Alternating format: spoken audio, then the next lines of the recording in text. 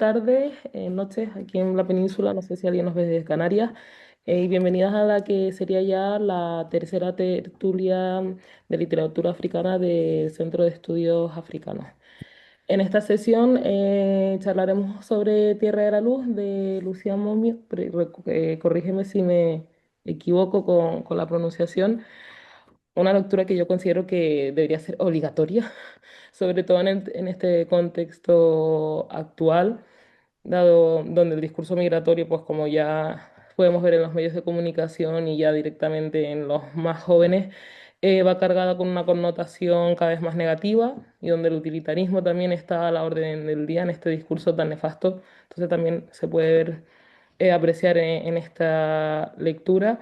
Una lectura obligatoria también para los que hablan, lo que decía, desde la ignorancia y repitiendo un discurso racista que cada vez ocupa más espacio en nuestra sociedad y obligatoria para estas personas, pero yo creo que también necesaria para las personas que hayan pasado por lo mismo o las personas que directamente siguen en esta situación, pasan los años y lo único que ocurre es que como que se intensifica esta explotación laboral y a través de las diferentes historias que conoces dentro de la propia historia que se cuenta a través de la vida de Ngolo, pues puedes ver que a todos nos puede pasar lo mismo, hayas nacido donde hayas nacido, tengas descendencia que tengas, te puedes encontrar en esta situación.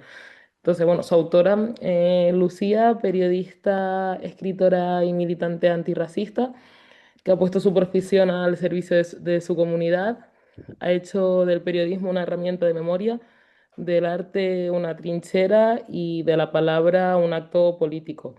Lo vemos con su trabajo audiovisual Afromayores, que acaba de recibir el premio ODA 2025 a la mejor creación en nuevos medios y se basa en una serie de entrevistas a personas de la comunidad afro llenas de sabiduría y que ha viajado hasta Brasil, donde ha participado en el programa del Día de la Conciencia Negra y en la tercera edición del programa España Afro, sobre el legado intelectual, cultural, artístico y social de los diferentes espacios creados por las diásporas. Y por otro lado, no solo hemos invitado a Lucía,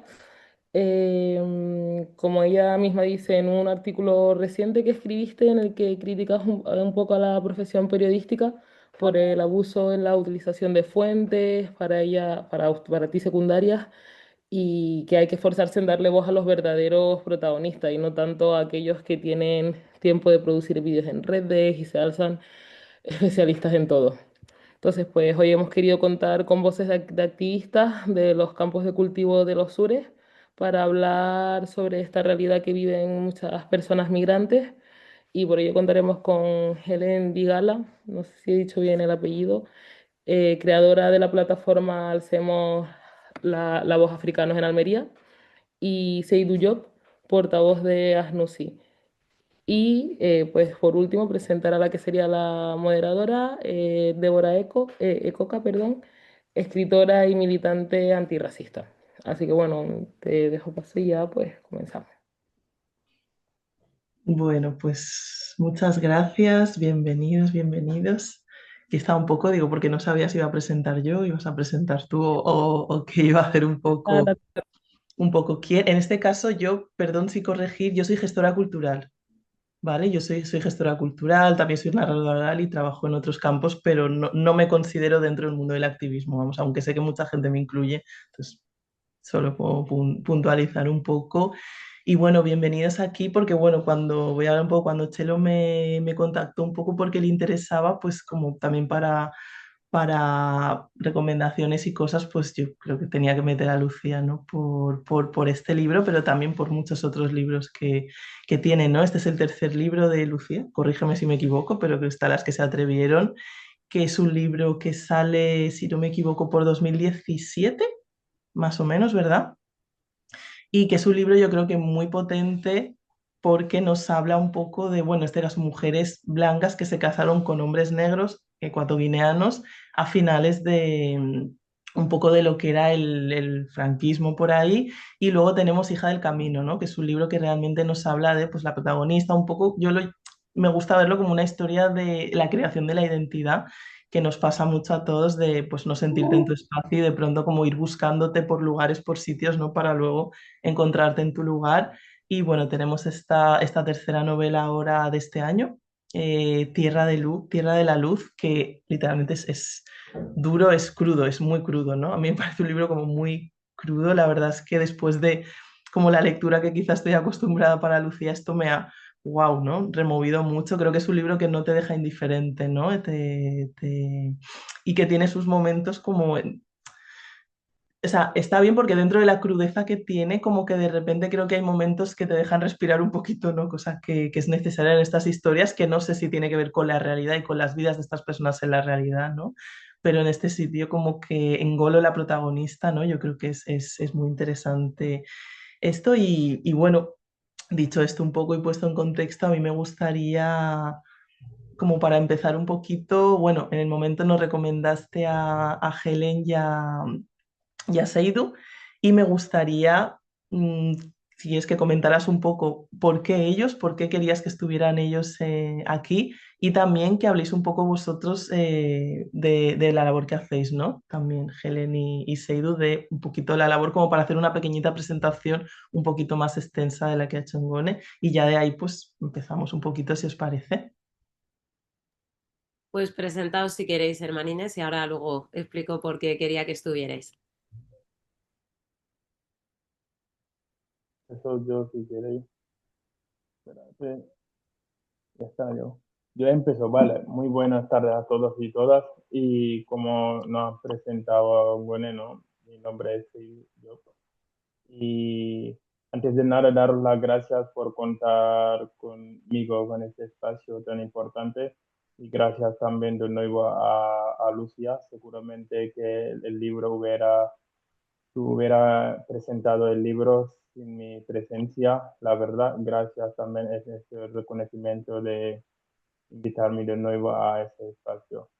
Pues yo, como Seidu, la verdad, yo era un ex jornalero, ¿no? Trabajaba en los campos onubenses, he podido hacer un giro casi a todas las campañas agrícolas en España, menos Almería. Salvo a Almería he podido estar, la verdad, en distintos lugares. He podido recoger diferentes frutas. Y en mi llegada en el sur de España, Huelva, realmente he podido conocer la actual organización donde estoy trabajando hoy como mediador intercultural. Y trabajamos, la verdad, ASNUSI, como Asociación de Universidades por la Interculturalidad. Trabajamos con personas inmigrantes subsaharianos como magrebíes. Y esta organización es una organización sin ánimo de lucro. Y la mayoría de las personas que trabajamos son personas residentes en asentamientos chabolistas. Y hoy en día hay una gran mayoría también en plena campaña agrícola, están convirtiendo la calle como situación habitacional. Nosotros tenemos una sede, un albergue que hemos construido en marzo de 2021, que lo hemos habilitado, ¿no? Por la inacción de las autoridades administrativas, hemos podido construir un alojamiento para demostrar a las autoridades que si realmente, si quieren, pueden. Lo que le falta es la voluntad política. Y nosotros allí hemos podido alojar unos 34 personas de 2021 hasta hoy en día han podido pasar más de 200 personas. Nosotros hacemos asesoramiento jurídico, acompañamiento, asesoramos los chicos, lo orientamos y todo eso. Pero daros cuenta que la gran mayoría de las personas que trabajamos son personas que trabajan en los campos onubenses y sufren una gran explotación laboral. Yo diría siempre, lo digo, y es una semi-esclavitud moderna. Y cada chico tiene sus propias historias y nosotros estamos ahí luchando para intentar conseguirles sus derechos básicos. No es fácil porque estamos luchando, pero es una lucha que está lleno de fango. Hay que ir trabajándolo, la verdad, y insistir y resistir bastante, pero no es realmente fácil. Y dentro de todo eso, al final, mm, te, te, te dejan al final con la boca abierta de algunos tipos de comentarios ofensivas y una gran falta de respeto. pero nosotros cada año intentamos, en las medidas que podamos, ayudar para que los chicos puedan regularizar su situación. El último año, que es este año 2025, hemos podido regularizar unos 15 personas por arraigo a la formación. Ahora se ha cambiado, es un arraigo socioformativo. ¿Por qué hemos hecho eso? Porque la gente que llegan aquí básicamente por una falta, por estar en una situación irregular, la gente piensa que su destino principal es ir a recoger fruta. Pero muchos de ellos son personas formadas, son personas que han venido.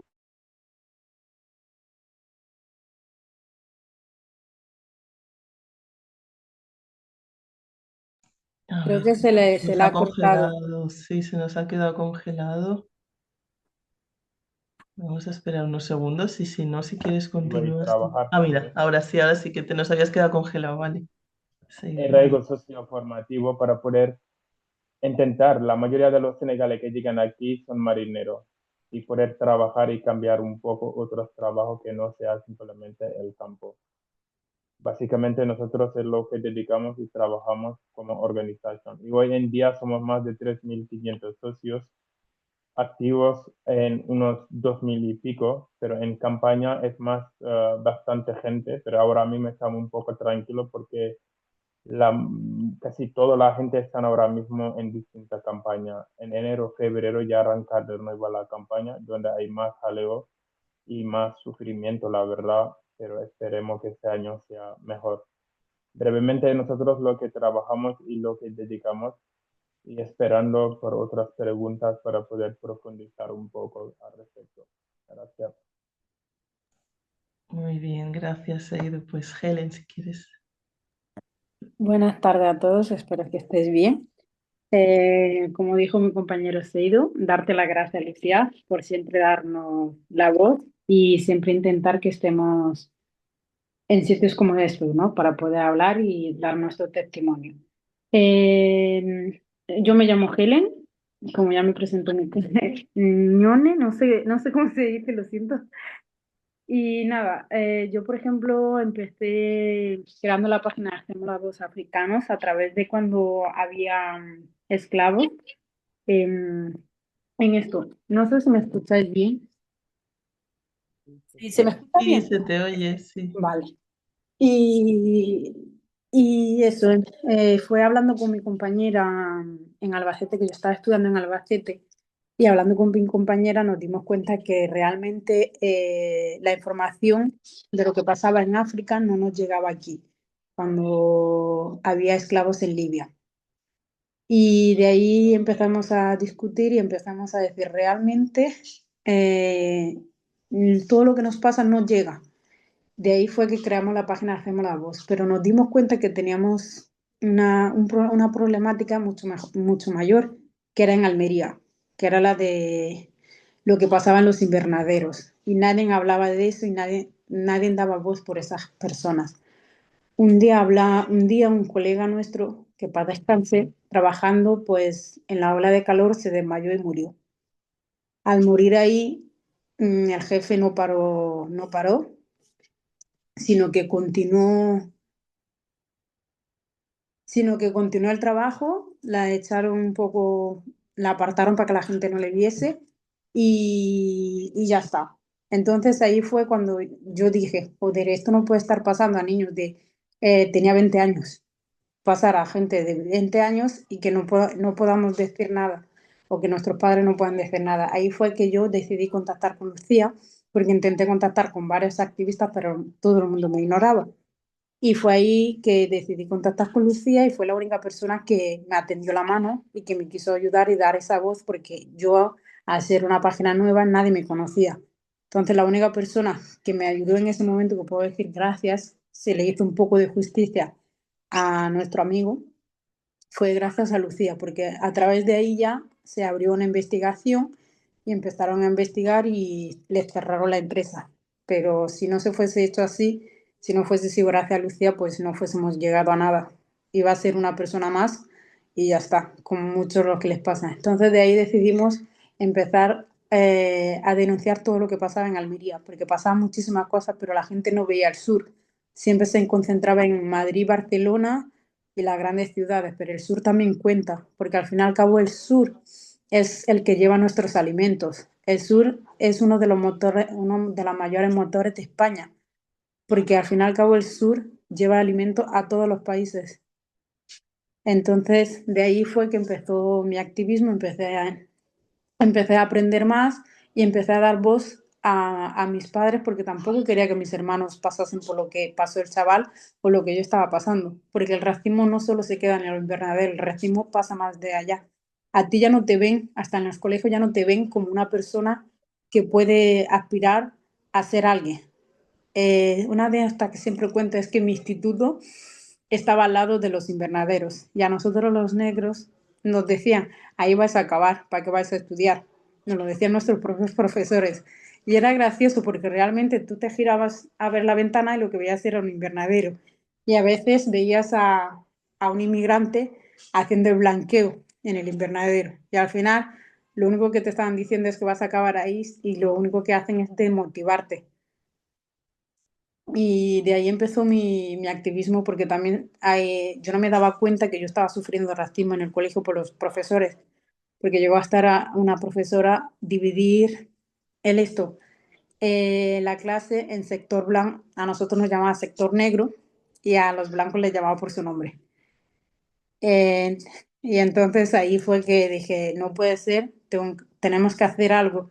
Y nos juntamos un grupillo de jóvenes y empezamos a dar charlas, a ir a colegios para que los niños vean que no están solos. Entonces nosotros trabajamos muchísimo con los niños, los niños pequeños y todo eso, inculcarles de que el racismo son pequeñas cosas que tú no que acostumbras y lo dejas pasar porque ya estás acostumbrado y que no permitan eso. Entonces, gracias a ahí, muchos niños nos escriben, nos llaman cuando empiezan a sufrir racismo y vamos y abogamos por ellos.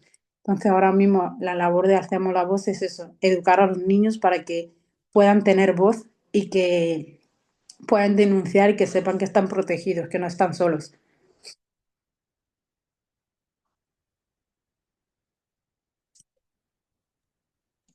Bueno, gracias, Helen. Pues ahora sí, Lucía, cuéntanos un poquito. Bueno, yo me alegra muchísimo primero que me hayáis invitado a esto. Os agradezco un montón que un viernes os hayáis juntado aquí para hablar de temas incómodos y no solo de literatura. Muchísimas gracias al Centro de Estudios Africanos, a ti, Débora, que vas a moderar, Ngone, también por la presentación y por supuesto a Helen y a Seidu, pues porque efectivamente me inspirasteis totalmente, pero no solo con lo que me contasteis, sino con todo lo que hacéis. Desde luego yo no doy voz porque la voz ya la tenéis y habláis muy alto, muy bien y la pena es que no llegáis lo suficientemente lejos, ¿no? Y precisamente como me hago cargo de todo esto, pues surge el libro. Es verdad que al final aquello que llaman activismo, que me pasa un poco como a Débora, me da esta vergüenza denominarme activista porque no tengo muy claro qué es. O sea, yo lo que sí intento es utilizar el periodismo para contar historias y para contar esas historias que suceden y además suceden con mucha más asiduidad de lo que pensamos, pero que rara vez encuentran espacio en los medios de comunicación, generalistas sobre todo. Hay otro tipo de medios más pequeñitos donde sí que caben más. Pero el caso es que eso es lo que yo he intentado hacer y llega un momento en el que me doy cuenta de que buena parte de mis historias son urbanas, un poco ensimismadas, ¿no? En el contexto de la gente pues que se parece a mí o a la cual yo me parezco, pues en un Madrid, en un Barcelona, como decía Helen, y a raíz de esa llamada de atención, pues yo decido bajar unas vacaciones a Almería. Coincide con la COVID y engañé un poco a Marisol, una amiga que es trabajadora social, y dije, venga, vamos para allá. Y yo quería conocer a Helen, quería conocer a Negro Juan, quería conocer a la comunidad afroalmeriense y una se imagina cosas, pero de entrada, solo ver desde arriba. Almería ya impresiona.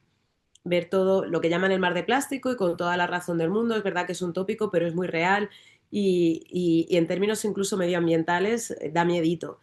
Y también sorprende, ¿no? Pensar cómo eso a lo que llaman milagro económico, cómo ese espacio al que llaman huerta de Europa de una manera pues muy real, ¿no? Y muy acertada, porque la realidad es que abastecen las huertas del sur de Europa, porque no solo es Almería o Huelva, también están en el sur de Grecia, en el sur de Italia, a una Europa que durante el invierno, lógicamente, pues no produce absolutamente nada porque está todo helado, ¿no?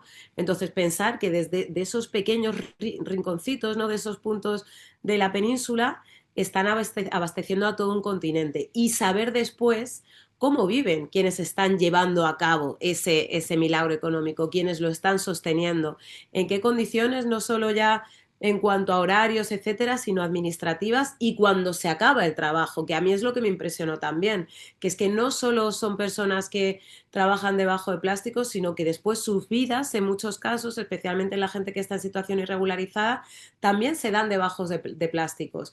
En el caso de Almería, son viviendas, son chabolas de plástico y palos. En el caso de Huelva, y ahora voy a Seidu le conozco también a través de las redes sociales, también coincidiendo con pandemia, empiezan a denunciar que se están quemando chabolas. Jolín, yo me he movido bastante por España, tanto por el programa en el que trabajo, Aquí la Tierra, además en el entorno rural y de producción agroalimentaria. También he estado en otros sitios, pero empezar a ver incendios día sí día también. Recuerdo que pude entrevistar a Seidu, que hicimos un directo juntas en su momento. Luego bajar también a visitarle, conocer a la gente que está allí y de repente pues se te va ampliando la mirada, ¿no? Y empiezan a pesarte esos privilegios de los cuales hablamos mucho, ¿no? El otro día lo comentaba, es que sí, hablamos de privilegios, privilegios por vivir en un Madrid, privilegio por nacer con un pasaporte español, privilegio, privilegio, pero es que no hacemos nada con ellos o no lo suficiente y a veces nos conformamos con una labor de pedagogía eterna a personas blancas, que está muy bien porque hace falta saber qué es racismo para que el racismo acabe. Pero ¿qué pasa con nuestra propia comunidad?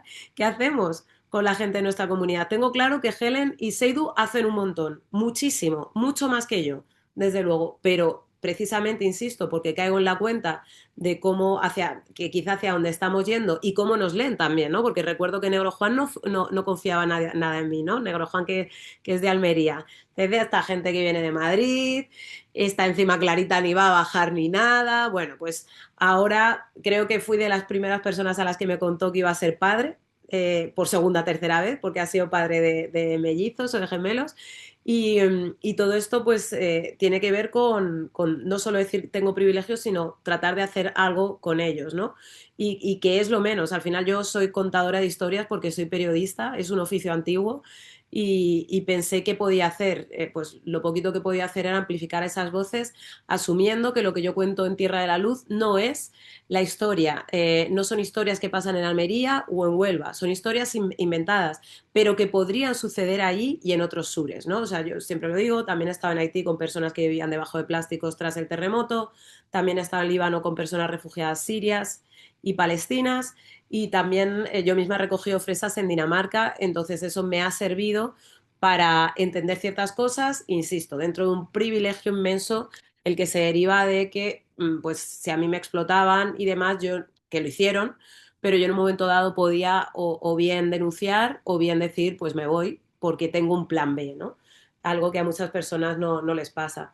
Y hay algo interesante también que comentaba Helen de, bueno, pues yo quiero denunciar también por estas generaciones, por quienes no han podido, porque para mí también es importante no solo quedarme contando la situación de la gente que migra y que trabaja debajo de los plásticos y demás, sino de esa generación posterior ya nacida aquí o que ha crecido aquí desde bien pequeña y hacia la cual, pues, las expectativas todavía suelen ser muy pequeñitas por parte de las sociedades que habitan, cómo heredan no solo falta de expectativas, sino también nostalgia, cómo hacen comunidad.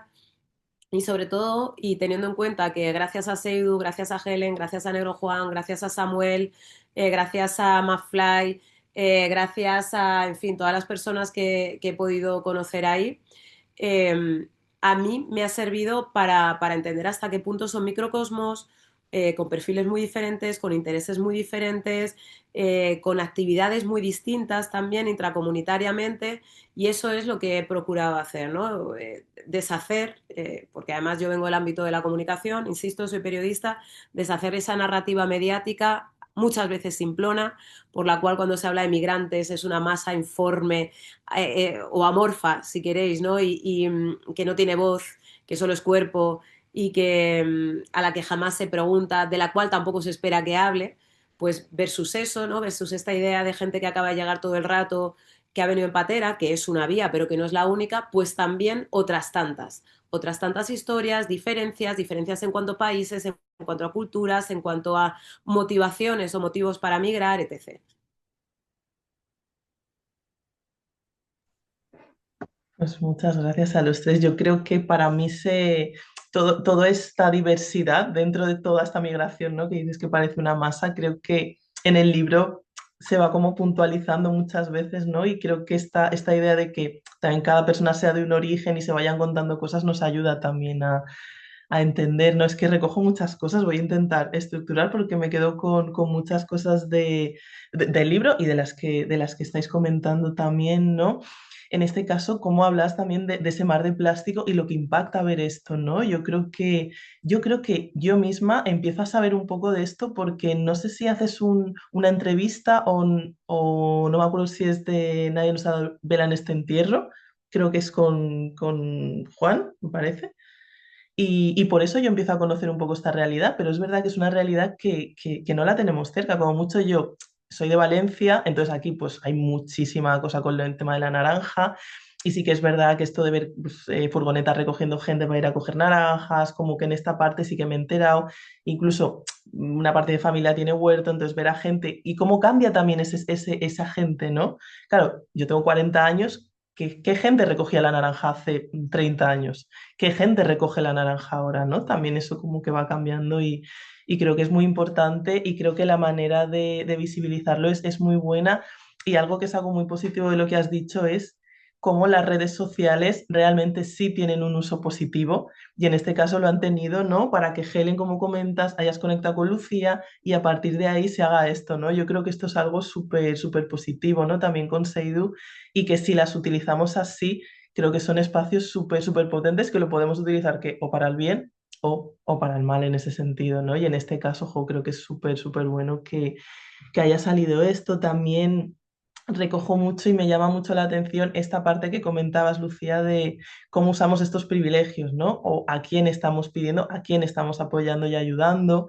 Y lo uno también con una parte que ha comentado Helen, que me gusta mucho, que es esta idea también de qué hacemos con los niños, ¿no? Yo siento mucho que dentro de todo esto los tenemos muy olvidados a los niños, muy, muy olvidados, ¿no? Y es la base de la educación, de que tú crezcas tanto a los niños que pueden ser racistas, que son estos futuros profesores, ¿no? Que comentaba Helen, así como explícitamente racistas, además sin ningún, o sea, me ha impactado mucho lo que has comentado, ¿no? Que de repente, o sea, sí que estamos acostumbrados, creo que más a estos comentarios de, bueno, es que tú cásate y vete a tal, es que tú para estudiar, no, pero ya que directamente te digan tu futuro es ese y tienes que ir ahí, claro, imagino cómo se debe vivir en un lugar donde constantemente te están diciendo esto y qué esperanzas de trabajar en cosas que poca esperanza pueden tener los niños cuando ya desde pequeñito te están diciendo, no, es que tú tienes que hacer esto, es que tú tienes que hacer esto. Entonces es algo muy, muy, muy fuerte y muy duro, ¿no? Y yo creo que tenemos que incidir muchísimo en esa parte de educación e infancia que comentas, que es que está muy, muy olvidada y al final muchas veces pensamos esa idea de, ay, ¿qué mundo vamos a dejar? Pero bueno, ¿qué niños y qué adultos? Porque esos niños son los adultos del futuro. Entonces, si no ponemos hincapié ahí, por mucho que el mundo lo dejemos así WhatsApp, tenemos que pensar en qué personitas van a llevar ese mundo el día de mañana, ¿no? Y van a poder cambiar las cosas y ser conscientes para saber que pueden llegar a donde quieran y hacer lo que quieran, ¿no? También un poquito.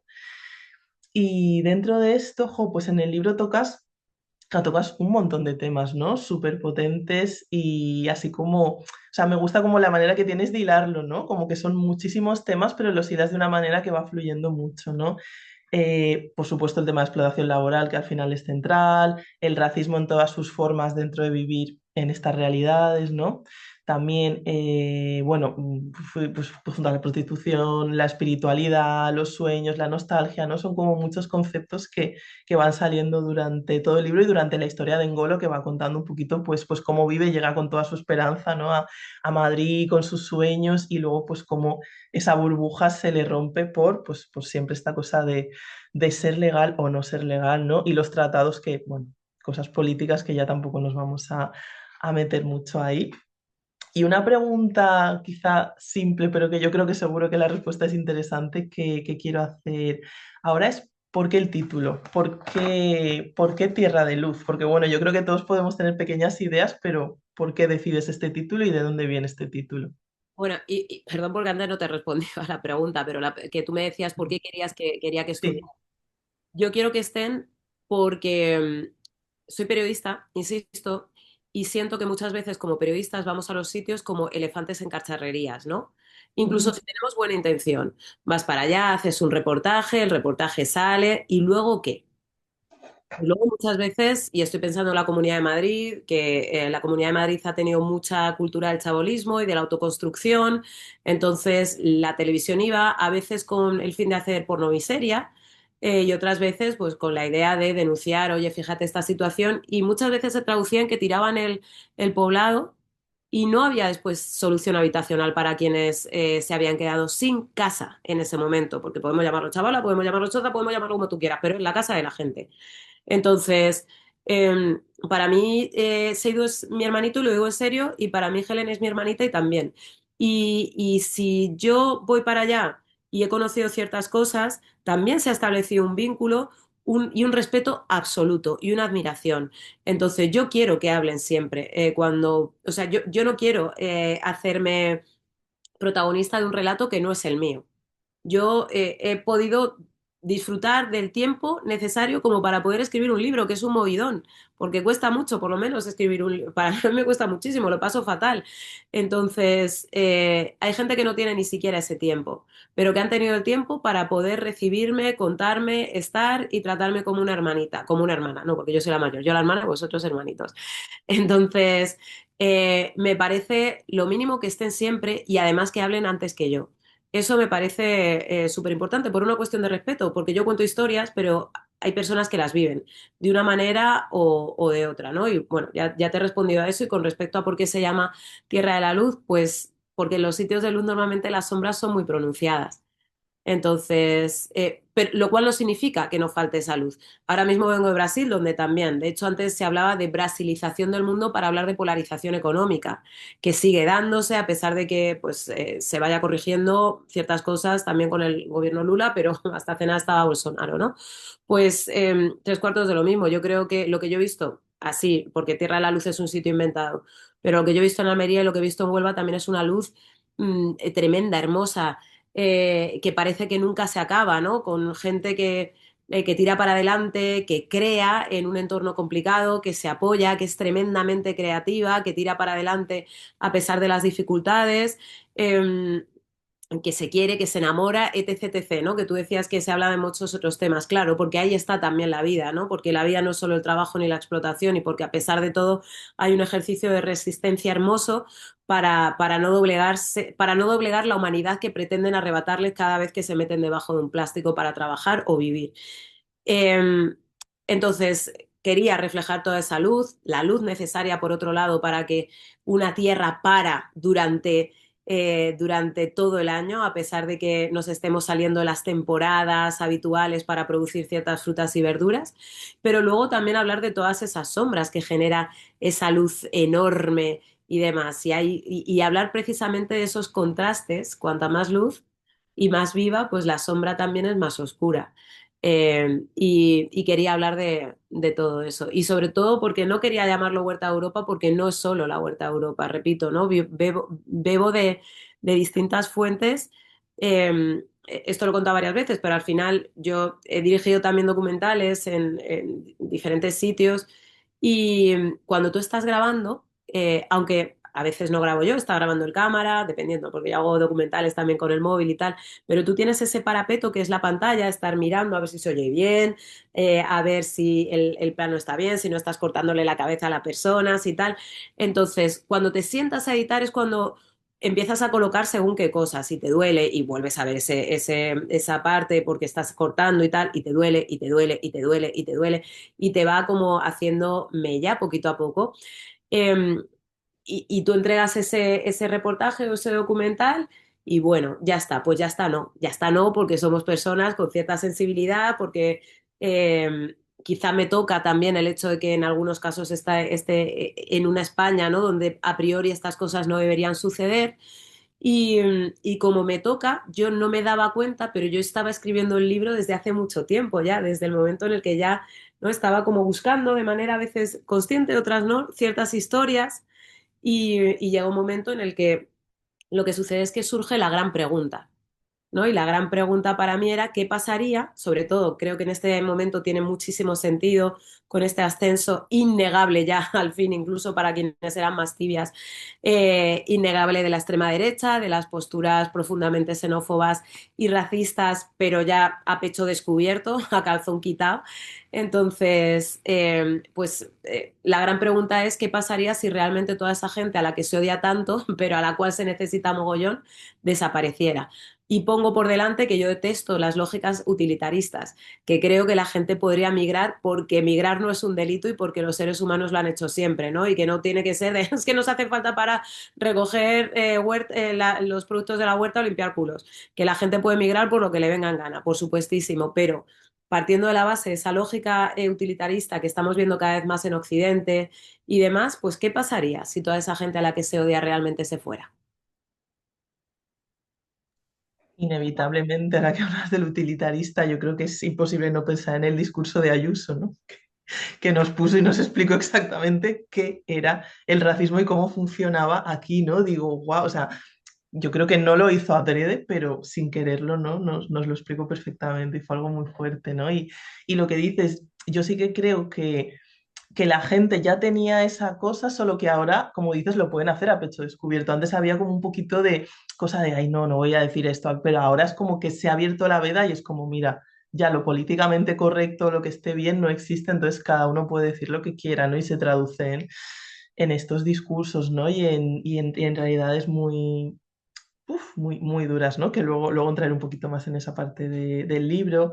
Quería decir que me parece muy importante esta parte que has dicho, ¿no? De invitar a las personas que realmente están en el campo y están allí, porque muchas veces efectivamente el periodismo, incluso gente que como que va con un discurso de yo defiendo a estas personas o yo hago a estas personas, al final como que se lucran de salir yo, salir yo, salir yo, y en cambio tú siendo periodista, teniendo como ese altavoz grande, ¿no? De repente dices, no, que hablen estas personas, ¿no? Y me parece súper importante al final, obviamente, que se hable de a quién le pasa, quién le ocurre y quién está viviendo cada día esa realidad, ¿no? Porque si no, al final nos vamos, pues eso, a otro tipo de utilitarismo también que podemos caer nosotros mismos, no con maldad y sin darnos cuenta, pero que es bastante grave también, o más grave aún podría ser porque entendemos más esa realidad y continuamos haciéndolo, ¿no?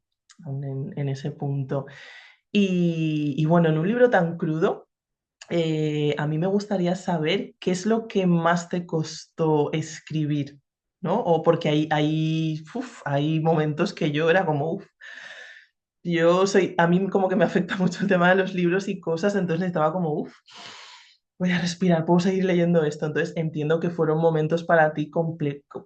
O sea, ¿qué momento o qué momentos? Porque entiendo que seguramente hay varios, ¿no? Dada la temática, que te costó y que te removió. ¿Cuáles fueron los que más? Totalmente, pero me gustaría que dijerais también Helen y Seidu. Sí, Que yo luego iba a lanzar esa pregunta de qué más os removió. Bueno, pues también la lanzamos, ¿no? ¿Qué más te removió a ti escribiendo? Y también ha sido ya Helen, la pregunta era como qué más le removió de leer, ¿no? ¿Qué partes, pues leyéndolas también os removió más? preguntarles con respecto a la pregunta que has hecho Mm, antes, me parece importante, ¿no? sí.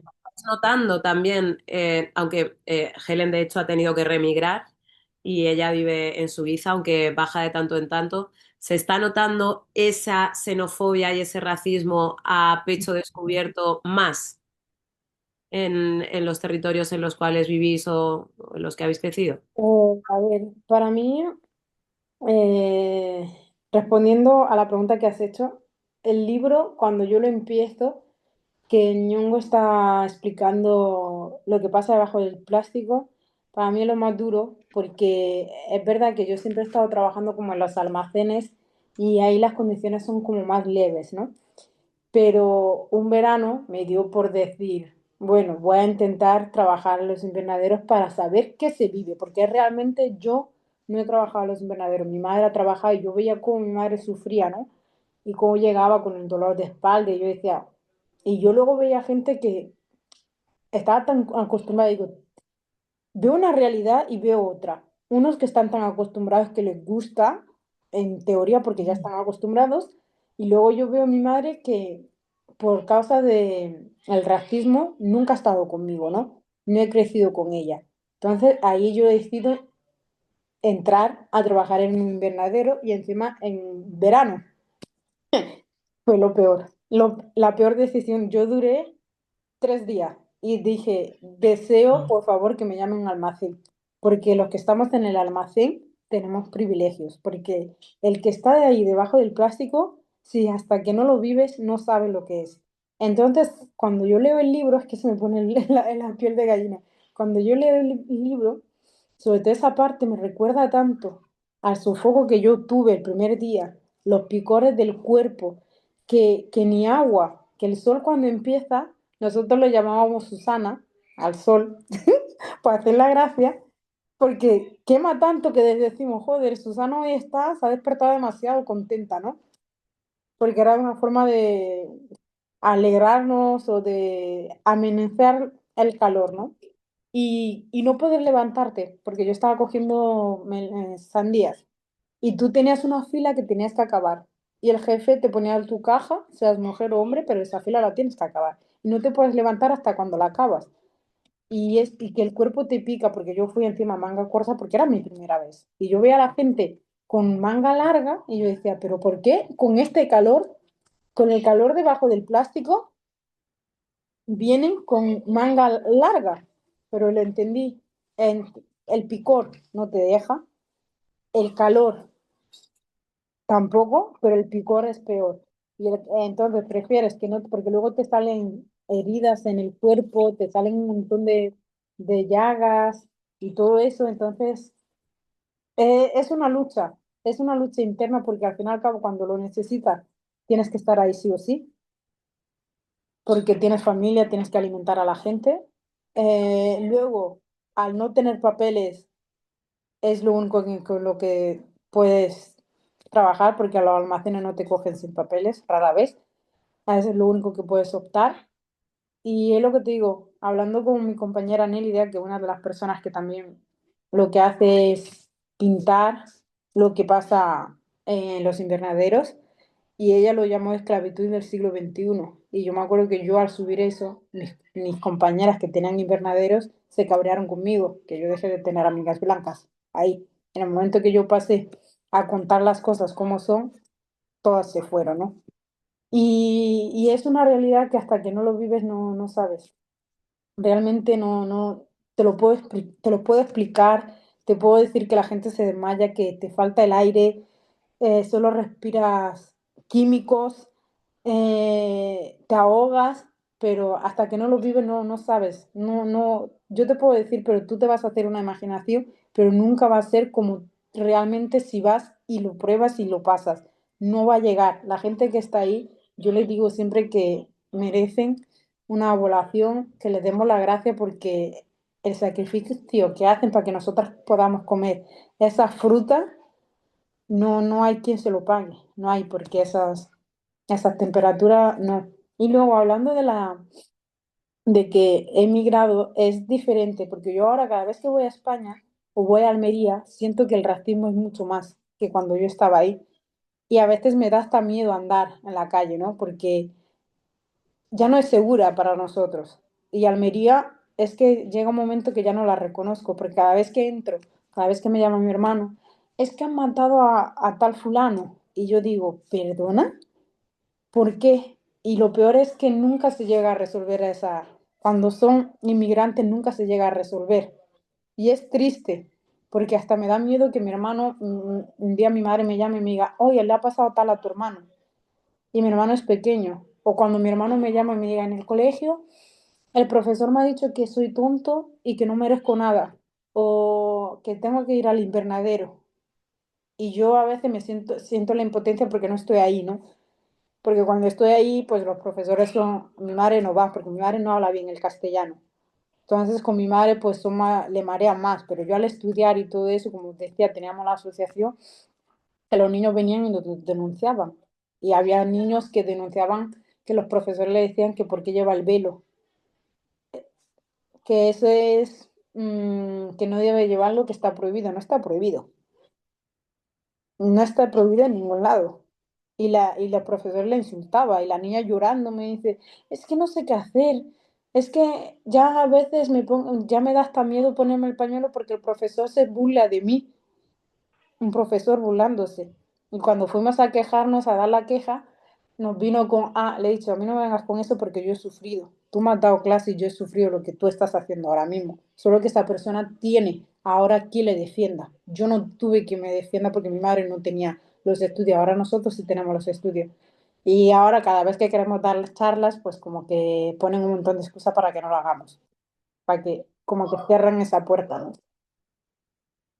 Y es eso, lo que te digo, el racismo ahora, si lo comparo con Suiza, que es donde estoy más segura aquí en tema tanto calidad de vida, tema de estudios que te respetan, que no te miran por tu tema del color, o por lo menos no lo muestran, que tú teniendo tus estudios puedes ejercer de lo que has estudiado, tienes las mismas oportunidades que cualquier otra persona. Entonces sí te puedo decir que el racismo en España creció bastante y ahora ya no se oculta como se ocultaba en nuestros tiempos. Ahora es que les da igual.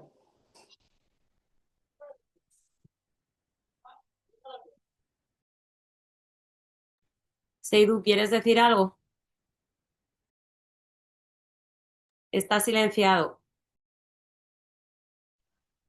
Yo la verdad lo que quería mencionar al respecto de eso, porque a mí me costó la verdad, me costó bastante, pero antes de nada tengo que darte las gracias porque en tu introducción dijiste una cosa súper importante, que hoy en día como comunidad deben de velarnos en eso, ¿no? Porque muchas veces tiramos más allá del racismo, pum, pum, pum, pero siempre olvidamos la comunidad. Y hay gente, tú no has utilizado tu privilegio, ¿no? Para seguir teniendo tu exitazo, porque el éxito, mom, los te sobra, pero en una parte no, ha utilizado que tengo comunidad y le están pasando mal, le están sufriendo muy mal y esa comunidad merece la pena visibilizar esta realidad y que ha elegido escribir un libro. Y ese libro creo que es una forma, un mostre reivindicativo, ¿no? Para quien le lea, se le haga reflexionar un poco que haya una realidad invisible que está sucediendo tanto en el sur, porque los consumidores deben de saber que están consumiendo fruta mancha de sangre. Porque yo era un jornalero, trabajo debajo del Bernadero. Él le estaba explicando, ¿vale? Porque yo más allá de agacharse recogiendo la fruta, pero hay una cosa que me chocó contra la realidad y no lo puedo aguantar. Y creo que muchas personas están cayendo enfermos, incluso por los productos químicos que se están fumigando en los campos. Y no daros cuenta, pero están cargando muchos hermanos y hermanas. Es que eso que me da más coraje. Muchas veces es aquí diagnostican muchos hermanos por tuberculosis que no la han tenido desde África. El tuberculosis han sido infectados aquí en los campos, porque le da igual la salud, la verdad, y la seguridad de nuestros hermanos. Aquí hacen lo que le da la gana y es eso de loco, porque tú trabajando, imagínate la gente que recogen, por ejemplo, las naranjas. Yo he recogido naranja y mandarina. Cuando llueve y tú estás debajo de los árboles cortando, es que da un pestazo que tú mismo estás cortando, pero en ese momento tú no te importa esos productos. Realmente lo que te importa es realmente ganar dinero. ¿Por qué? Porque te están pagando estajo, te están exigiendo correr bastante y gastar más energía de lo que el cuerpo no puede aguantar. Estajo lo que quiere decir, es decir, una caja de 25 kilos te están pagando 1 euro y a veces la gente entran a las 8 hasta las 8 de la tarde y pueden regresar en casa unos 30 o 40 euros y pegando una hostias, una paliza. Tú llegas en casa, uno lo que tiene ganas es tirarse a dormir. Y la gente que vive yo aquel momento vivía en Chabola y yo llegué en casa, tengo que ir con mi grafa, buscar agua, venir calentar agua, duchar y donde vivo no puede conservar comida, tengo que ir a comprar, venir a echar leña para cocinar y para comer. Ya está todas esas movidas, tú terminas tu jornada laboral, hay otro jornada laboral que está esperando tu casa. Y todo eso luego te critican, te dicen que te discriminan, que tú no quieres integrarte, pum, pum, pum, pum, pum. Y cómo una persona durante todos esos procesos del día, cómo puede tener tiempo en sí misma, ni de pensar, tú no tienes tiempo de pensar, tú estás, lo que tienes ganas irse a dormir y preparar para el día siguiente. Y todas esas realidades a mí me han movido bastante y creo que este libro ha permitido al menos llegar más allá donde nosotros no podemos llegar. Por eso no voy a dejar de agradecerte en este sentido, porque la he utilizado de una parte súper positiva para nosotros, porque realmente esta realidad lo que necesita eh, una respuesta inmediata y una gran colaboración como entre las comunidades, ¿no? Debemos de ayudar mutuamente, porque utilizar nuestro privilegio para girar un poco la cabeza, pensar a la gente que le están pasando mal, ¿no? Para darle la mano, porque hay un trabajo que si no lo hacemos nosotros como comunidad, ningún blanco lo va a hacer por nosotros. Hay algunos blancos lo que van a hacer apoyar, pero cada uno tiene sus límites. Pero eso es una desgracia que se está pasando y lo sufren muchísimas personas. Y los que trabajan en los campos UNU20 o cualquier lugar de España son las peores condiciones laborales que existen. Pagan salarios miserables, no respetan lo que establece en el convenio laboral, ni tampoco las horas de descanso ni de nada. Comen o beben agua. Hay gente que no da en cuenta de beber agua. Imagínate en el sur de España el calor que hay, la ola de calor, unos 40 grados a veces llega en pleno verano. Con 40 grados, uno debajo de un plástico, te estoy hablando, añadirle 10 grados más, 50 grados. ¿Cuántas veces la gente se desmaya mientras cogiendo la fruta? Y la gente le llega la fruta en la mesa y le disfrutan y realmente deben de parar y pensar cómo la fruta ha caminando hasta su mesa, en qué condiciones, si han llegado con manos limpias o no han llegado con manos limpias. Pero lo que hoy en día importa al consumidor, llegar y yo me compro, me da igual lo que viene o lo que no viene. Eso es lo que es el problema. Y creo que este libro, espero que quien le lea haga una reflexión sobre todo lo que está sucediendo. Eso es una auténtica realidad. Quien no le cree de verdad, lo prometo que baja al sur de enero. En enero que venga a Huelva. Ya verá todo eso porque es una auténtica... Es que parece broma. Parece que no, esto es una historia inventada. España no puede contarse. Y yo te estoy hablando en el siglo XXI, ¿eh? Y luego se presumen de igualdad, de derecho, de paz, de libertad. Yo no quiero nada de eso, porque aquí no es eso, no es eso. Mira en la pandemia, cuando llegó la pandemia, pusieron todo confinado, dijeron que nadie no puede salir, ¿vale? Mientras tanto, los hermanos y las hermanas están viviendo en las chabolas, ni siquiera tienen agua potable ni saneamiento. Y en el estado de alarma dijeron que no van a dejar nadie atrás, el presidente del gobierno. Pero aún así, en pleno pandemia, los hermanos salieron a trabajar. No que le hicieron para que la gente gane dinero económicamente, no es verdad. Lo que le interesaron en aquel momento, salvar la fruta, porque la fruta no iba a esperar, porque está madura, está recogiendo. Y eso era una gran pérdida de dinero y tenían que poner en riesgo la vida de las personas inmigrantes para que recojan la fruta, pero todos los demás sectores estuvieron confinados. ¿Y por qué los inmigrantes salieron a trabajar? Yo siempre dije que el momento de la tarde que se da apoyo a las personas, a los médicos, y lo cual me ha alegrado y lo apoyo perfectamente, deberían dar apoyo también a las personas inmigrantes que recogen la fruta. Porque quien no come no puede curar. Y la comida y la bebida no faltaron en los hogares europeos durante la pandemia. ¿Y quién lo hicieron llegar? Son los jornaleros y jornaleras. Cuando debían de ser justos y reconocer los derechos básicos de los jornaleros, porque no piden nada que es imposible. Lo que piden son derechos básicos. Y yo no podemos decir seguir existiendo, seguir negociando, teniendo impacto y siempre olvidando a los más vulnerables. ¿Por qué? Porque no son blancas, porque son negros, son negros, y ya está, por eso no le importan.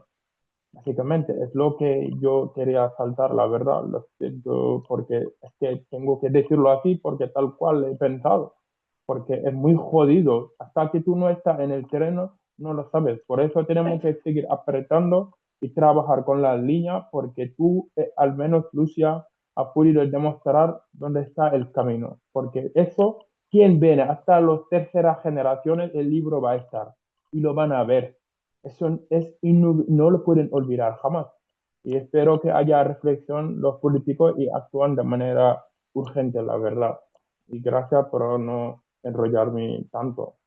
Creo que bastante dicho, la verdad. Y añadiendo una cosa, que a ver, cuando habló nuestro compañero Seido, yo me acuerdo que cuando estaba trabajando, nosotros teníamos, empezábamos a las 5 de la madrugada para que no nos pillase la hora de sol, la olada de sol. Entonces empezábamos a las 5 y luego solo parábamos a las 2 de la tarde, 3 porque ya picaba demasiado el sol. Parábamos a esa hora y volvíamos a las 4 5 de la tarde. Y otra vez hasta la noche, hasta las 10 que ya no podíamos ver nada. Y otros invernaderos tenían focos. Que ahí ya es como, bueno, hasta que se acabe lo que se tiene que acabar, lo que se tiene que recoger. Y es eso, es muy duro porque a veces ellos tienen, para que no se les dañe la fruta, o por ejemplo el melón, pues ellos tienen que terminar ese invernadero ese día. Entonces, hasta que no se acaba el último, no se va nadie. No te dejan irte. Y hasta lo que decía nuestro compañero Seidu, hasta agua tú no puedes beber agua. Yo a veces quería beber agua, pero tú ya no tenías agua. Y el jefe te decía, pues aguanta que en nada te vas, que te quejas mucho, ¿no? Y tú es como, que me quejo mucho. Si tú no estás haciendo nada, tú estás más de la calle que dentro, porque no soportas ese calor. Y yo que estoy trabajando agachada, trabajando, cogiéndote el melón que pesa, que es que lo peor es que a veces no llega ni a 5 euros lo que te pagan. Y ellos luego lo venden a muchísimo más, para que veamos cómo es la explotación, que a veces no llega ni a 5 euros la hora. Te pagan 3 4 y te dice, da gracias que te estoy pagando más que el otro. Y realmente no me estás pagando más que el otro. Es que realmente no me da ni para comer, que es lo que hace que al final y al cabo acaben en chabolas, porque no tienen para pagar un piso. No les llega para pagar un piso. No les llega ni para comer. Si no van a chabolas, ¿qué hacen? Y luego si estás enfermo, olvídate, porque te van, como dije al principio, ¿no? Lo de mi colega. Si te desmayas, olvídate porque nadie puede parar. El que pare se va contigo. Y es eso, es triste, pero es la realidad. A veces tenemos que analizar y pensar en cómo ha llegado esto hasta aquí, ¿no? Y es lo que decía Seido, a veces me gustaría invitaros a todos hasta para que vengáis, a lo mejor no a trabajar, ¿no? Sino como hizo Lucía, para que veáis realmente en qué condiciones viven esas personas, o que veáis el mar de plástico, porque yo creo que solo con verlo os va a impactar. Y yo creo que es una excursión, algo necesario para que podáis entender que realmente lo que nosotros contamos no es una película, no es una imaginación, es algo que pasa en el día de hoy, en el siglo XXI, y que muchos de nuestros jóvenes acaban recurriendo a eso porque los profesores mismos ya te dicen dónde vas a acabar. Ya por tu tono de piel ya te dicen qué tienes que hacer. Y como no seas fuerte, porque yo siempre lo digo, tienes que ser fuerte mentalmente, porque si no vas a acabar en donde ellos quieren que acaben. Porque cuando eres un niño, tú te lo acabas creyendo. Yo me salvé porque tuve una profesora, que es verdad que siempre digo, no todos son malos, ¿no? Tuve una profesora que fue muy constante conmigo, pero si no llega a ser por ella, yo a lo mejor acá estaría ahí también, porque yo ya había dicho, ¿para qué voy a estudiar? ¿Para qué me voy a forzar si ya me han dicho dónde voy a acabar?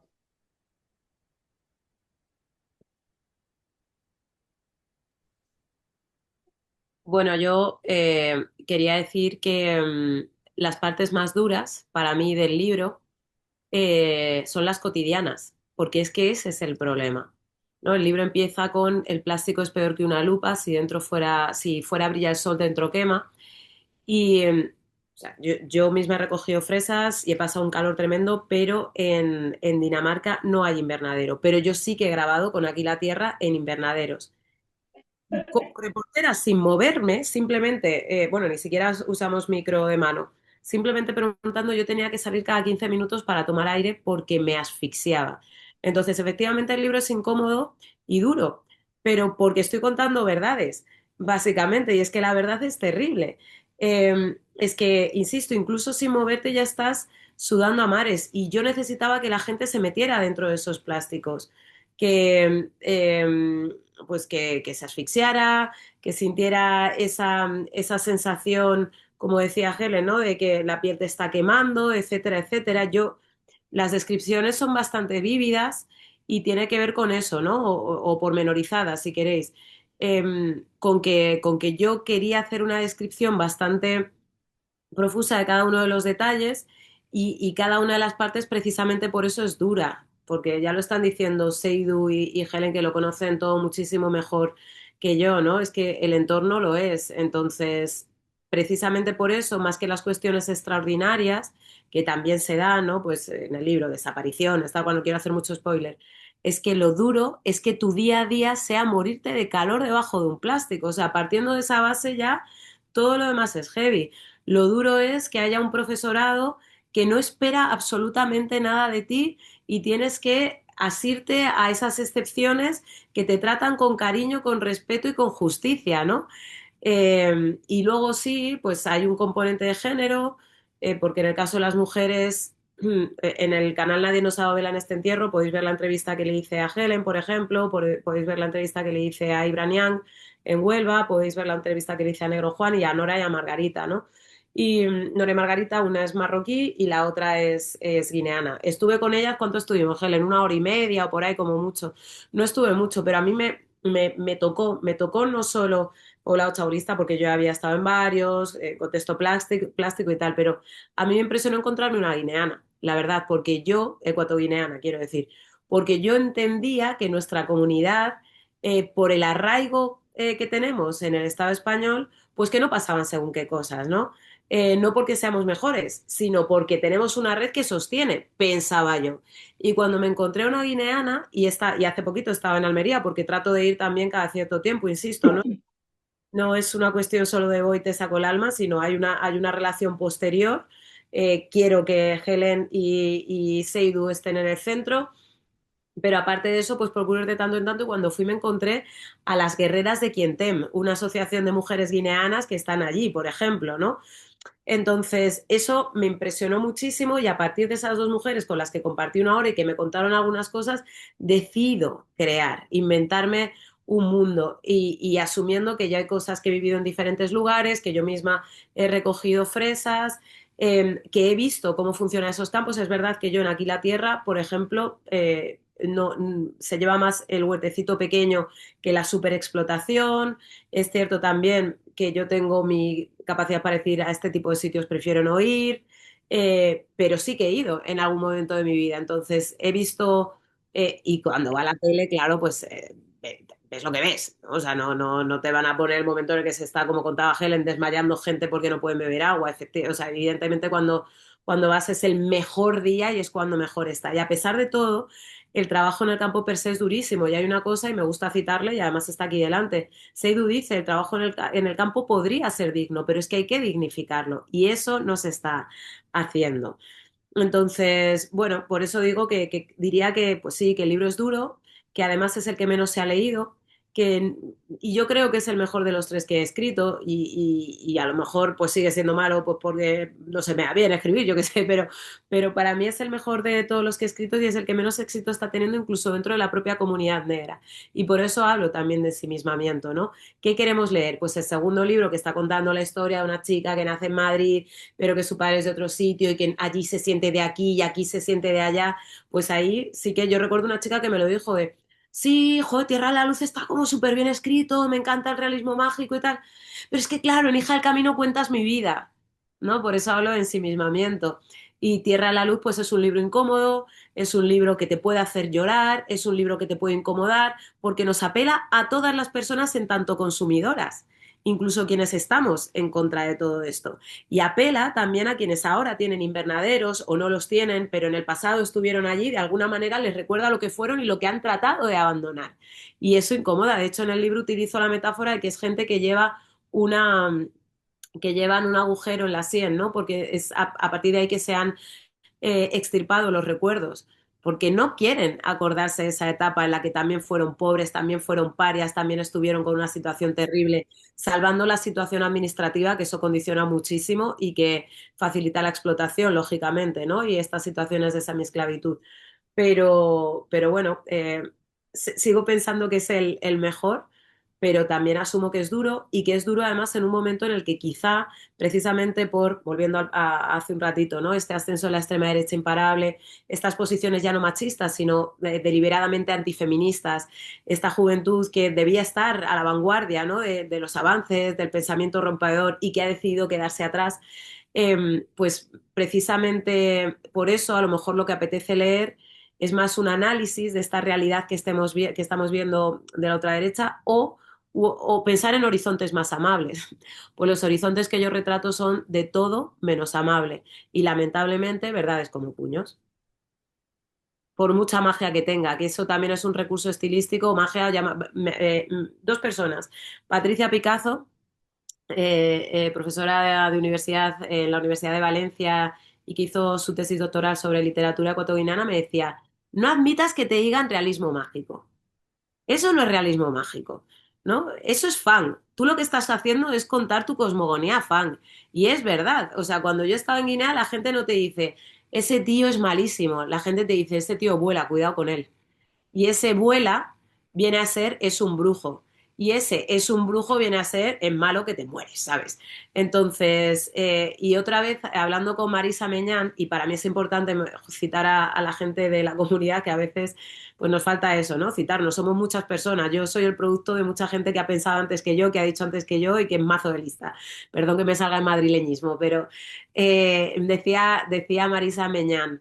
Claro, es que esto es realismo mágico cuando se lo decían a García Márquez y él decía, pues el realismo mágico será para mí no es magia, yo lo estoy viendo, ¿no? Pues esto es igual, yo he tenido la suerte de tener un padre muy presente y muy contón, ha sido maestro, entonces hay una parte en el libro en la que cuenta que su padre le explicaba que sus antepasados lucharon contra los negreros para echarlos de su zona. Perdón, porque soy leísta, loísta y leísta, que soy mesetaria, para echarlos, yo qué sé, de su zona. Entonces, todo lo tenía lleno de correcciones en el libro. Al principio cuando lo vi dije, madre mía, está fatal, y todo era leísmo, o loísmo o leísmo, ¿no? Entonces, y mi padre, que o sea, inspira un poco ese momento, esa relación padre-hija, que para mí también es importante porque la narrativa negra está muy ligada también a padres ausentes, padres irresponsables, que efectivamente es una realidad, pero no es la única, ¿no? Y como eso ya se ha visto, yo quiero contar también la de unos padres amorosos, bueno, amorosos tampoco, porque es fan, y mi madre es segoviana, no expresamos sentimientos, que quede claro, somos rocas, pero sí que a su manera, padres amorosos, ¿no? Y bueno, Seidu conoce a mi papá, de hecho. Y entonces mi padre me decía, él que es maestro, que estudió una ingeniería, que es un hombre de ciencias, tal, me decía, bueno, claro, y entonces cuando luchábamos contra los negreros, los tucanes nos ayudaban con la munición.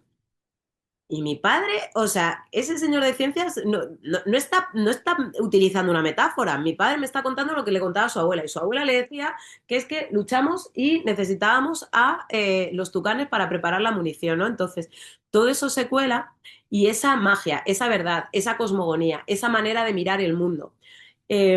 A mí me sirve, uno, para expresar sentimientos, porque mi afrosegovianez me lo impide, pero acudiendo a lo que la gente piensa que son metáforas y para mí es ese mundo que no, que quizás no vemos, pero que está, llamémoslo magia, llamémoslo fanguismo, llamémoslo esperanza, llamémoslo el otro lado, vete tú a saber, ¿no? pero a mí me sirve para eso y también para expresar sentimientos, porque yo recuerdo que en mi segundo libro, y esta anécdota también la he contado mucho, a mí me decía la editora, pero mira lo que le ha pasado a Sandra, la protagonista, es tremendo, pero ¿cómo se siente? Y yo, pero si lo he puesto triste. Y me decía, ya, hombre, pero a ver, descríbelo más. Y yo, vale, muy triste, ¿no? Entonces, a mí me cuesta mogollón, pero si recurro a lo que a lo que puede leerse como una hipérbole, pero que no lo es, porque es otro mundo, ¿no? A lo que puede leerse como hipérbole, como metáfora, a mí me sirve mucho más, ¿no? Porque desde ahí es como, ¡boom! Ya puedo contar y puedo expresar dolores y también tiene mucho que ver incluso con el hecho de ser una persona negra. Soy consciente de mis privilegios, tengo una madre blanca, soy mestiza, pero es que yo en los 80 era negra. Y si no eras blanca, eras negra. Y a mí no me decían mestiza de mierda, vete a tu país. A mí me decían negra de mierda, vete a África. Porque las únicas personas negras que yo veía eran mi hermano, mi padre y mi reflejo en el espejo, ¿no? Entonces, partiendo de todo eso, si yo me liaba a expresar sentimientos, pues a lo mejor me hubiera ido la vida peor. Solo adulta me he dado cuenta de que eso también era bullying, pero como yo me pegaba, pues no lo veía así, ¿no? Hasta que he entendido que el problema no era mi reacción, sino sino lo que yo experimentaba, ¿no? Entonces, tener que hacerte la dura, ponerte la coraza, tener un padre fan, tener una madre castellana, pues eso es lo que ha provocado que yo no sepa expresar sentimientos y que acuda a esa manera de hacerlo. Y que hay gente pues a la que le ha gustado mucho, ¿no? Y hay gente pues con la que funciona menos, que no le puede gustar a todo el mundo, ¿no? Pero a mí me sirve y siento además que ahora para el próximo año voy a sacar un cuentecito y un relato corto ilustrado, como que ya he encontrado un tono con el que me siento a gusto. Y además, como mi padre se está muriendo y tiene una demencia, y yo me muero porque él se muera, porque es una de mis personas favoritas del universo conocido o desconocido y porque es la única persona que podía trasladarme en mi fanguidad de esa época conectada con un momento específico, pues siento como que ya he recibido yo su relevo, ¿no? Que de alguna manera ahora me toca a mí contar de esa forma para que papá esté vivo para siempre. Bueno, me ha encantado. Me han gustado mucho las tres cosas que habéis hablado, ¿no? Los tres voy a empezar un poco a recoger desde Lucía y voy a ir para cómo habéis empezado.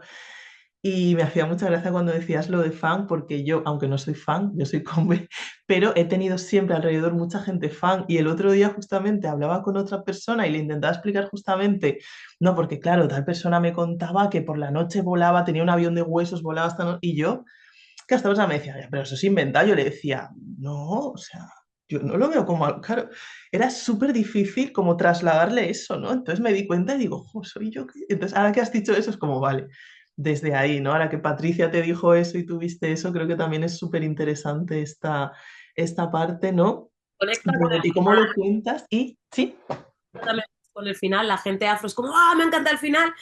Alguna gente no, pero mucha gente blanca o española europea es de, a ver, ¿esto qué es también, no? O sea, y tiene sentido porque al final, bueno, pues bebemos de diferentes cosmogonías y yo tampoco lo explico, es de, claro, claro, queda un poco ahí como cada una, ¿no? A mí me gusta esa idea de crearme mi propio, a mí sí que me gusta, ¿no? Como, o sea, es verdad que es algo que las pelis, porque también son cortas, pero en un libro largo, como que también esa ápice de esperanza de cómo cada uno lo acabe, creo que es súper bonito. Y además algo que yo valoro mucho de ti, te he dicho, que es como, claro, yo creo que has cogido como la manera de escribir guineana, pero la has como sintetizado y modernizado, ¿no? Porque yo muchas veces cuando leo libros de autores muy guineanos digo, "Jo, me cuesta mucho, ¿no? Esas descripciones que estás una hoja describiendo dos y es como, no me ha pasado nada, por favor". Y creo que tú lo has hecho como mimetizándolo de manera que las descripciones son muy buenas y muy profundas y al mismo tiempo fluyen, ¿no? No, no es tan... Que entiendo también que es otra época y quizá ahora mismo, con tantas tecnologías y tantas cosas, necesitamos algo mucho más fluido para quedarnos que hace 40 años. Probablemente también tiene que ver con eso. Y también es verdad que el libro, la primera parte es más descriptiva y hay gente que me decía, jo, pues la primera parte me aburrió más y luego empiezan a pasar cosas, ¿no? Bueno, para mí, y se me cuela el periodismo, del mismo modo que se me cuela papá y que se está muriendo, pues se me cuela también el periodismo. Y sí que me parecía importante esa parte de descripción porque mi objetivo es que era que la gente se metiera adentro y porque inevitablemente yo vengo del audiovisual. Entonces, pues es que lo he visto, entonces quería que la gente lo viera y luego como ya está descrito, pues ya pueden empezar a suceder cosas, ¿no? Entonces, pues quizá también hay una parte de esto. Y, y no pasa nada, y me parecen bien todas esas críticas, porque pues, tiene también una parte de verdad, ¿no? Y bueno, pero lo he dicho al principio, Claro. fatal, pero Sí, que yo creo que forma, o sea, como yo la entiendo, forma parte de tu manera de escribir. O sea, yo lo entiendo así, ¿no? Desde tus libros que he leído, desde escucharte o desde todo esto. Y otra parte que también me impactó efectivamente, que me ha gustado que lo has dicho, es eso, la protagonista guineana, ¿no? A mí además guineana, ando bueno, en Golo porque viene, y todo esto también, ¿no? Me impactó mucho porque yo también pensaba de, jo, ¿realmente a los guineanos les pasa esto? Yo pensé, bueno, a lo mejor lo has utilizado como recurso porque conoces más esa parte, tal, no pensé, y ahora que has dicho que no, que realmente ahí hay personas, es verdad que yo sí que tengo esa idea un poco de, no, pues los guineanos tenemos facilidad, muchos de nuestros padres vinieron ya con un DNI español incluso, cuál es mi caso también y todo esto, y me impactó mucho, ¿no? Me impacta mucho que sea alguien guineano, porque es verdad que no nos esperamos gente de otras partes de África, pero no de Guinea Ecuatorial, ¿no? Entonces que pongas eso ahí creo que también transmite eso y ahora que has comentado que realmente sí hay personas, que incluso había una asociación, me parece súper importante que veamos esto, ¿no? Y un poco luego incluso que yo misma también pensara desde ahí, ¿no? Y creo que esto puede darles a muchas personas guineanas otra visión de, oye, que también nos pasa esto, ¿no? No solo es con esta parte, creo que es súper bueno. Y yendo un poco a... Sí, dime, perdón. administrativo también, con cómo, y lo estaba hablando al principio con Ngoné, ¿no? Cómo la parte administrativa condiciona vidas. O sea, si tú puedes venir como la protagonista que llega a estudiar y que además era un empollón y que además le va bien, pero se te acaba el visado de estudiante, no consigues que nadie te haga un visado de trabajo y es que de repente tu vida va a cambiar. Y al principio dices, bueno, a ver, por si acaso, y luego dices, venga, va, pues voy al invernadero. Y llega un momento en el que dices, jo, pues no me sale nada, pues, va, pues me tengo que quedar sin una habitación, vale, pues me hago una casa. Y lo que de entrada, ¿no? Todas estas fases que parecen transitorias, pero que al final sí son transitorias, pero a la baja, nunca al alza. Y para mí también eso es una reflexión acerca de cómo cuando dependes de la renovación de un papel, estás caminando sobre la cuerda, eres una funambulista perpetua. Hasta que tienes un pasaporte español que no tienes que renovar, tú eres una funambulista perpetua, ¿no? Entonces, ahí hay también una investigación con respecto a la cuestión de extranjería, porque pese a que ahora nos dicen, les dan los papeles en 2 días, tal, pues es una gran mentira. La realidad Totalmente. es que la gente lo pasa muy mal e incluso puedes pasar de estar bien o normal a estar muy mal, ¿no? Y a partir de ahí pues se van generando una serie de renuncias, porque como piensas que va a ser transitorio, pues tú dices, bueno, va, pues aguanto, y cada vez te vas hundiendo más en un agujero que parece no tener fondo. Y eso también tiene consecuencias en tu relación con la familia a la que has dejado, en las mentiras que echas, ¿no? A tu familia para que no se preocupe, en las mentiras que te echas incluso a ti misma, haciéndote a una esperanza que cada vez es más endeble y más flaca.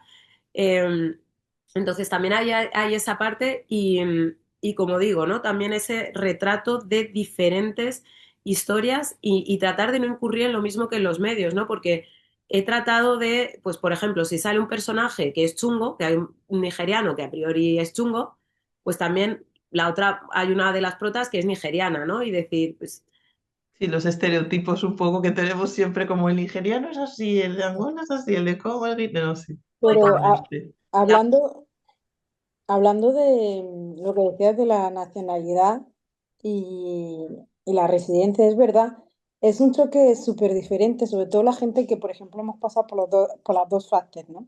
Yo, por ejemplo, cuando he llegado, yo tenía la residencia española, no era la nacionalidad. Y notas el gran cambio, porque cuando tienes la residencia tienes límites. Puedes hacer tal, Mm. puedes viajar a tal, pero cuando se te caduca, para renovarlo ven, ven y te cuento. Y luego cuando me dieron la nacionalidad, parecía otro mundo, otra puerta, otra... Es como Mm. que, yo siempre lo digo, ¿no? Me dieron mis alas para volar. Las alas que yo tenía cortadas, ahora las tengo para volar, porque ya todo es más fácil. Tema de renovación, vas a cualquier sitio, lo tienes todo fácil porque eres española. Es como que ya eres otra persona, tienes alas para volar. Yo siempre lo digo en ese, he volado, he podido volar, ¿no? Porque ya préstamos que antes no te daban para estudiar, son ellos ahora los que te llaman para dártelo. Y yo siempre le decía a mi madre, qué cambio, ¿no? Qué diferencia. Y al final es solo un papel, pero mira el peso del papel. Y es muy importante hablar de eso porque al fin y al cabo es un papel, pero ese papel te puede cambiar la vida o destruirte la vida. Y es una realidad que la gente no ve. A veces te dicen, sí, pero si tienes la residencia es lo mismo. No, no, no, amiga, no es lo mismo. Porque yo dependo de 5 años, si me lo quieren renovar, me lo renuevan. Si no me lo quieren renovar, yo tengo que estar aquí como ilegal y ya no tengo derecho a nada. Pero a nada. Ese miedo de perder, ¿no? De poder Sí, perderlo, ¿no? De decir lo que dice, ahora estoy bien, estoy bien, estoy bien, pero se te va acabando y es como, ostras, puedo no estar bien, ¿no? Y esa ya ansiedad está. también Y de, luego, por ostras. ejemplo, los hijos de inmigrantes dependemos de nuestros padres. O sea, tu padre se lo quitan, automáticamente a ti te lo quitan. Y ahí ya no puedes estudiar, no puedes hacer nada. Porque yo he visto casos de amigos que su padre por X cosa acaba en la cárcel y luego al no poder su padre renovarlo, él perdió el suyo. Y ya ahí tuvo que empezar todo de cero y ya no podía estudiar, tuvo que dejar los estudios porque tenía que trabajar para poder conseguir ese documento por su cuenta. Es que al final es, pues para ir cerrando, porque quería sacar alguna pregunta, pero al final se nos ha ido. Esto que parecía que había rato, pero no. Sí, quería comentar que lo que decías, Helen, también de esto de los coles, también pienso que es esta parte como hecha un engranaje perfecto para que o sea, quiero decir, los profesores ya parece que están pagados por los que trabajan en los campos para que te desmotiven, para que tú acabes ahí teniendo esa necesidad, ¿no? Entonces es algo como que parece sutil y parece que no, pero realmente es un engranaje ya perfectamente adecuado para que vaya eso, porque al final también necesitan a esta gente que cobre esto, ¿no? Luego muchas veces se oye esto de no, viene aquí a quitarnos el trabajo. Y digo, ¿qué trabajo? O sea, ¿qué persona? O sea, con unas condiciones de papeles, de todo bien, quiere irse a hacer eso realmente, ¿no? Entonces también es fuerte que al final esté todo esto, que sí, al final, bueno, racismo estructural, ¿no? Al final y de todos los días, ¿no? Y creo que la labor tanto que haces tú, Helen, como la de Seidu es súper importante, ¿no? Y lo que comentaba Seidu también me hace pensar en esto, ¿no? De qué manera también, o sea, al final hay cosas que no vamos a poder cambiar, pero somos muchas personas, ¿no? Y si de repente, igual pensando en este realismo mágico, bajo el futurismo, ¿no? Como lo queramos llamar, si al final las personas hiciéramos un consumo responsable, ¿no? Sabiendo de, bueno, esto viene de aquí, voy a comer esto, no, producto de cercanía, porque al final también bueno, pues es que el capitalismo y el racismo pues van unidos, ¿no? Totalmente unidos. Entonces, ¿cómo podríamos hacer realmente las personas para tener esa idea de consumo responsable? Que yo creo que hay momentos que todos hemos podido tener esta idea de dónde viene lo que compro, ¿no? O sea, sí que hubo como un poco de campaña hace un par de años con el tema de la fresa, de Huelva, ¿no? Pero claro, luego es verdad que tú vas a comprar fresas y tampoco habían que no fueran de ahí. Era o como esto o no como directamente, ¿no? Tenemos esto de producto de cercanía. Aquí en Valencia incluso ha pasado que la naranja de repente la traen de Marruecos, o sea, que hay naranja para aburrir, pero te la tienen que traer de Marruecos para hacer todo esto. Entonces, ¿hasta qué punto realmente las personas sí podríamos hacer una presión para ciertas cosas que no están ocurriendo, ¿no? Pero al final también yo creo que es una especie de pereza y bueno, como esta idea de si yo hago algo no va a pasar nada, pero si de repente millones de personas hiciéramos eso, tendrían que hacerlo, ¿no? Entonces realmente, o sea, igual lo que estoy diciendo probablemente no es un sueño, ¿no? O es una idea pensando en, ojalá, ojalá pudiéramos llegar a hacer eso, ¿no? Pero bueno, sí, para cerrar, ¿queréis eso, decir algo, un minutito o algo así? Porque son ya y media. Quería abrirlo al público las preguntas, pero al final, pues no me he pasado. He dicho, son las 9, da tiempo y al final entre una cosa y otra son y media ya. Mi parte yo prefiero que cierren Helen y Seidu, que, bueno, tiene mucho más que decir. Bueno, yo por lo menos es eso, lo que yo puedo decir es al final dejar, si podéis ir a Almería, ir, que eso ayuda muchísimo, porque es lo que dijo Lucía, a veces la gente de Almería lo único que queremos es que nos ayudéis a dar voz, porque a veces sí. voy a hacer y luego no hacen, ¿no? Entonces al final es una desilusión que nos llevamos porque los niños que están ahí merecen una oportunidad, tienen mucho talento y merecen ser escuchados y tener una oportunidad como lo que viven en Madrid, Barcelona y en todos lados. Y yo siempre voy a intentar luchar por esos niños porque mis padres lucharon por mí y gracias a ellos estoy donde estoy. Entonces yo ahora tengo el deber de luchar por mis hermanos para que puedan conseguir sus sueños, que puedan llegar a donde ellos quieran llegar sin que nada les frene. Porque al fin y al cabo la educación frena, el sistema que tenemos frena y el sistema que tenemos mata. Hablando de esto porque una de las cosas que siempre cuento es el racismo mata, porque mi hermano pequeño de 18 años murió a través del racismo en un campo de fútbol. Así que el racismo no es solo el color de piel, sino que el racismo puede matar a las personas. Y tenemos que ser conscientes de que España es racista y tenemos que luchar contra eso, para que esos jóvenes no mueran en un campo de fútbol porque se llamaba fulano y al llamarse fulano te cuelgan el teléfono los de emergencia, ¿no? Porque ya no eres no eres español, no mereces ser socorrido o creen que estás jugando.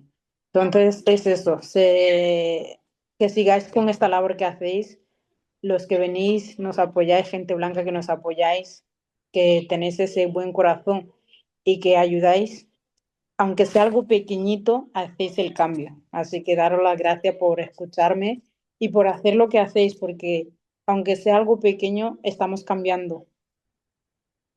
Y nada, y darte las gracias, Lucía, como siempre, por tu apoyo, por la labor que haces, por ser voz, por ser altavoz y por curar.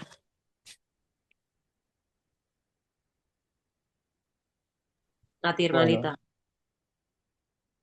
yo la verdad que antes de cerrar un poco, porque vi en el chat alguien ha preguntado por qué las inspecciones de trabajo, dónde están las inspecciones de trabajo, digamos, y por qué nadie denuncia eso y eso. A respecto de las inspecciones de trabajo, lo tengo muchísimo respeto. Para mí, la inspección de trabajo creo que es una broma en el sentido que el día que tienen que venir a las inspecciones de trabajo a inspeccionar son los propios jefes que te dicen que tú hoy no vienes a trabajar o tal hora tú cuando tienes que ir a esconderse porque vienen las inspecciones de trabajo. No digo que ahí habrá una minoría que lo harán bien, ¿no? Pero te digo que las inspecciones de trabajo ni pinchan ni cortan al ese respecto, ¿no? Al respecto de eso. Y de muchas veces que muchos chavales no van a trabajar porque su propio jefe les dicen que porque las inspecciones de trabajo tienen que venir tal día y tal hora y se quedan a su casa. Las condiciones de trabajo, sí, obviamente se está denunciando. Nosotros estamos de día, de mañana, de tarde denunciando todo esto. Hemos hecho muchísimos reportajes, hemos hablado todos donde podemos hablar, hemos contactado a todas las autoridades competentes. Denunciar se está denunciando, pues cuando más unimos y cuando más se suman, mejor también puede llegar, como este espacio de hoy. Este es un espacio para reivindicaciones y denuncia, y hay mucha gente que no tenían constancia de esta situación. Por ejemplo, hoy están llegando esta información. Eso también es una forma. Pero el impacto debe de tener como tal, sí. Hasta hemos ido al Parlamento Europeo a denunciar estas condiciones hace 2 meses y 3 meses, lo mismo.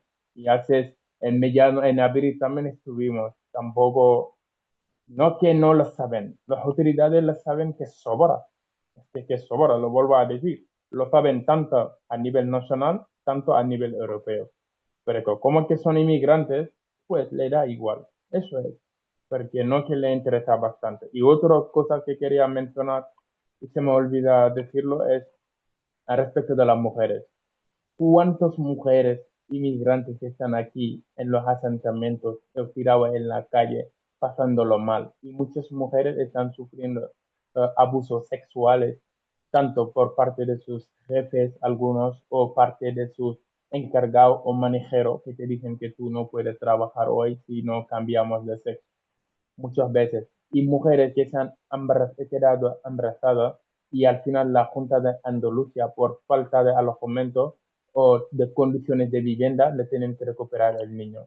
¿Os parece que eso sí es justo o no? De una madre que por su situación de vulnerabilidad, que quiere de verdad su hijo o su hija, no lo puede disfrutar porque dicen que tú no reúnes las condiciones para tenerlo. No que no reúnes las condiciones, es el propio sistema que le ha puesto esas condiciones, no que es deseado en eso.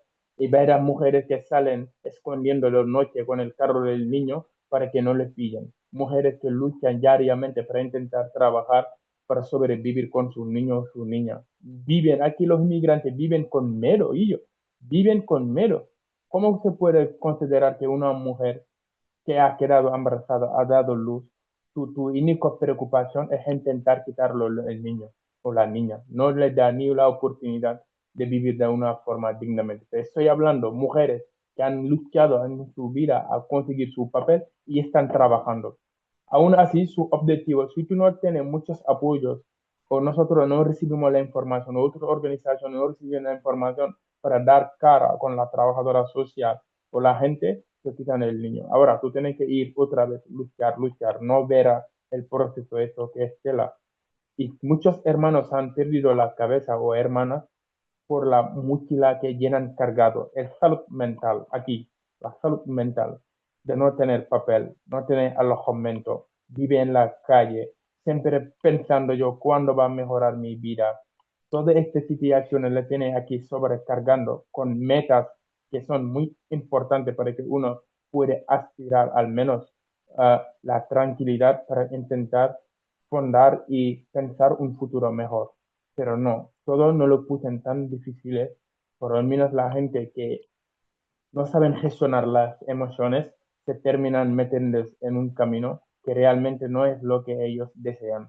Simplemente el sistema la ha obligado a meterse en esos caminos. Y eso es muy lamentable y muy triste, pero estamos hablando, parece todo es un chiste, pero realmente es una pura realidad que se está pasando aquí. A veces me da mucho coraje, lo quiero decir, a veces van los periodistas, Lucia y la gente que me está escuchando, ¿no? Van al continente África, van a los lugares más pobres, hacen grabaciones o documentales y luego le venden aquí en Europa para decir que África, la gente sobre todo que hacen cooperación al desarrollo, están muriendo de hambre y tal, tal. Y porque estos mismos periodistas no vienen aquí en el sur, hacen lo mismo y visibilizarlo. Y estamos hablando desde Europa del norte, pero siempre quieren dejar malos lugares y eso tienen aquí dentro de Europa cosas que realmente requiere visibilizar, requiere denunciar y lo tienen tan cerquita de irse a otro lado del mundo para traer algo que realmente no es lo que representa en todo el continente africano. No quiero enrollarse tanto, dar las gracias por contar con nosotros y gracias a todas las personas que nos están escuchando. Espero que todo lo que hemos compartido hoy, que sea algo que no limita simplemente en ese espacio, que se puede compartir de boca en boca, es lo mejor que podemos hacer. Y no podemos también olvidar que el racismo es una enfermedad como cualquier enfermedad. Si uno no reconoce que esta es racista, no puede tomar medidas para intentar luchar contra ellos. Y eso es una realidad. Tampoco no es un delito reconocer que tú eres racista.